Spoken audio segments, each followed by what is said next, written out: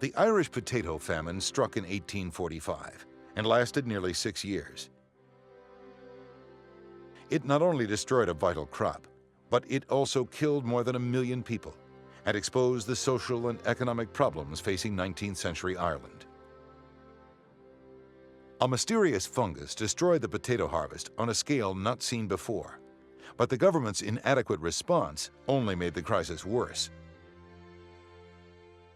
During the entire famine, British officials never provided massive food aid to Ireland for fear that the constant changes in food prices would unfairly harm English landowners.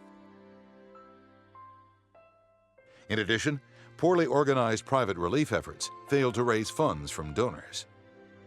The Irish didn't help their cause either. Farmers who needed cash to avoid eviction exported locally grown wheat and other food staples that could have fed their starving people. As the famine went on, the situation grew more desperate. To avoid mass starvation, the Irish lived off everything from seaweed to grass. Many pawned all they owned to buy what little food they could afford. After the harsh winter of 1846, food riots erupted, and the British sent in troops to stop the unrest. To save their estates from ruin, landlords evicted the poor farmers, forcing them to migrate to Canada on poorly built, overcrowded vessels that became known as coffin ships.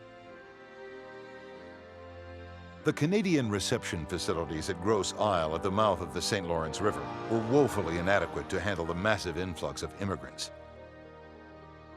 Of the 100,000 Irish who sailed to Canada in 1847, an estimated 1 out of 5 died from disease and malnutrition. About half the survivors crossed the border and began new lives in the United States.